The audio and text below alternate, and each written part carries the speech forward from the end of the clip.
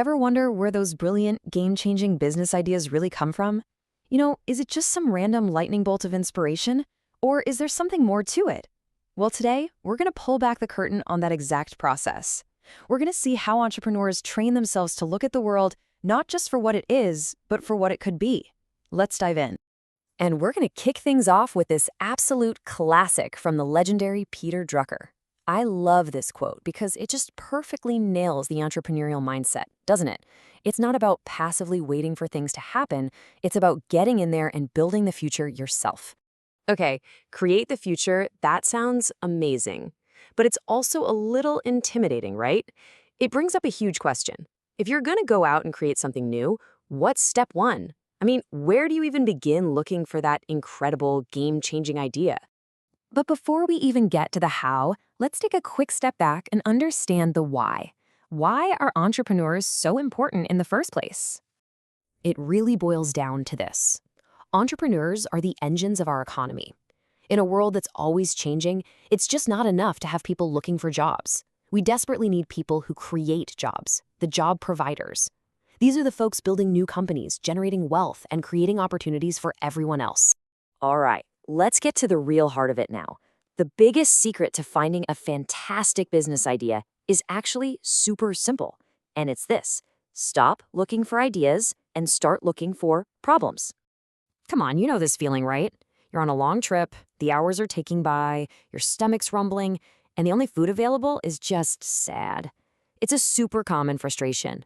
But you see, for an entrepreneur, that little annoyance, that's a signal. And this is precisely what happened to Pushpinder Singh. As a frequent traveler, he felt this pain over and over. But then, one day, something clicked. He had that perspective shift. He realized this shared frustration wasn't just a personal problem, it was a massive untapped market. So what did he do? He built Travel Khana. It's basically a service that lets you use your phone to order fresh, hot food from great restaurants in the towns your train is about to pass through. And then, bam, it gets delivered right to your seat.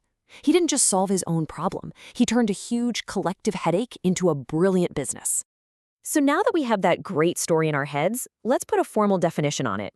A business opportunity isn't just a cool idea. It has to be an economic idea. That means it's something you can actually build a real, sustainable business around, one that creates value and, of course, earns a profit.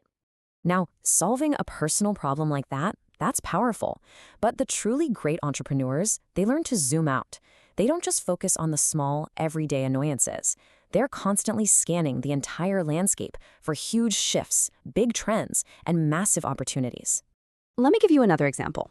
Let's rewind the clock to the 1980s in India. If you wanted to buy a dinner set, your options were pretty limited, and honestly, the quality wasn't all that great.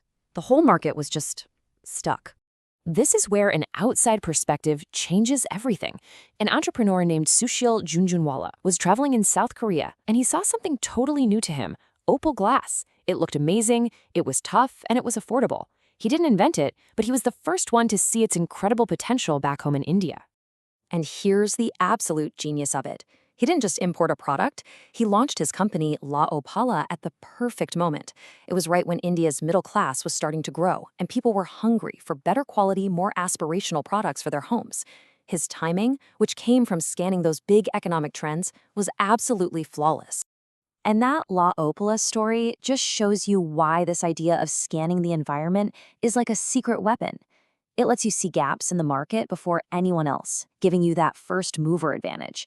It helps you build smarter plans, find better deals on resources, and most importantly, stay ahead of the curve in a world that's always changing. Okay, so let's say you've done it. You've found a problem to solve, or you've spotted a new trend. You have an idea buzzing around in your head. The big question is, how do you know if it's a real business opportunity or just, a nice thought? Well, you can run it through this simple but super effective 5-point test. First, is there actually a market for this? Are people willing to pay? Second, can you make money? Is the return on investment worth it? Third, can you actually do it? Is the idea practical? Fourth, and this one's so important, do you have what it takes to make it happen? And finally, number 5, does it have legs? Is there potential for this to grow in the future? Your idea really has to clear all 5 of these hurdles to be considered a true opportunity.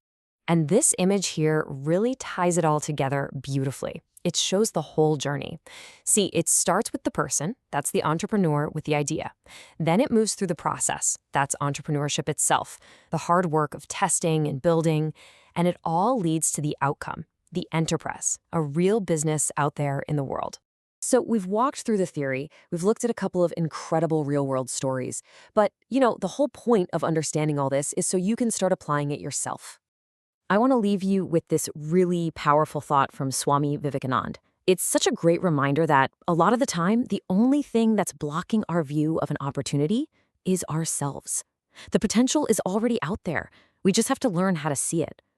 So here's my challenge to you. As you go about the rest of your day, your week, start looking at the world a little differently. Really pay attention to those little annoyances, the things that don't work right, the gaps you see everywhere, because hidden inside one of those frustrations might just be your next great opportunity.